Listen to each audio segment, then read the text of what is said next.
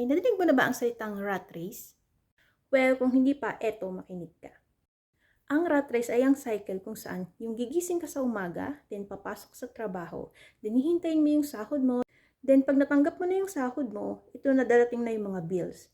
Bills sa kuryente, sa tubig, sa internet, and then kapag may natira, dito na papasok yung wants. For example, gusto mo ng bagong bag, bagong sapatos, bagong cellphone, and then, bago mo pa ulit matanggap yung sahod mo, isubos na yung sweldo mo.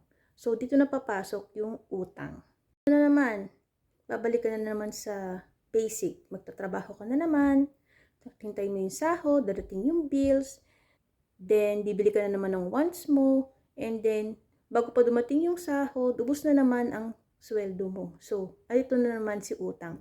So, paulit-ulit yung cycle. Ito yung tinatawag na rat race. Now, the only way na makaalis ka sa cycle na ito is pumunta ka dun sa courage zone mo.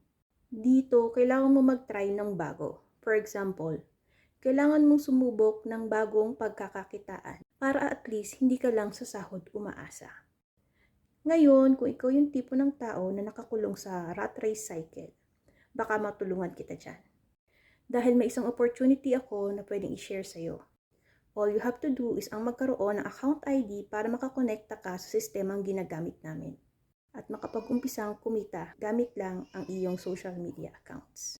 Ngayon, kung gusto mo nang makawala sa rat race cycle, i-message mo lang ako at ituturo ko sa iyo kung paano.